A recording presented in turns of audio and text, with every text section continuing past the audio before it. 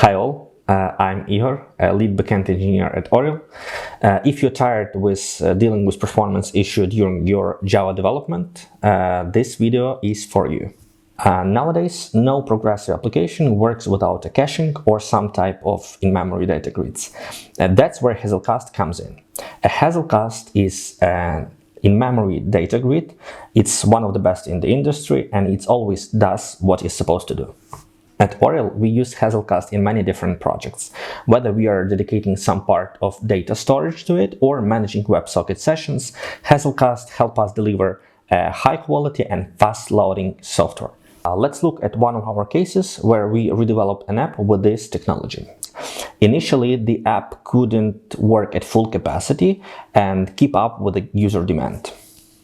The reason for that was in the flows. Whenever a user placed a bit, it went to the API level, then passed to the service layer. Next, the bit was registered and saved. Only after these steps, other users were notified via WebSocket that the bit counter was changed.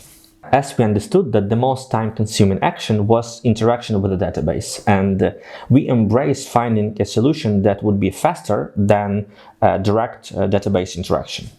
Our team admitted that there was a way to register bits in main database without blocking of incoming bits. It would have been possible if data went directly to the in-memory database that located close to the server instances. That's where we used Hazelcast.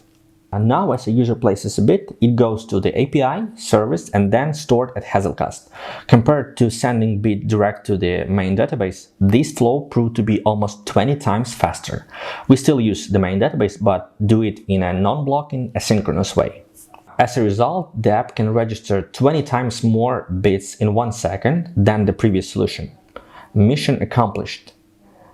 We delivered fast and more smoothly performing app that allows more than 7,000 users to get items. So if you're looking for a way to improve your application performance, give Hazelcast a try. It's a great solution you've been searching for.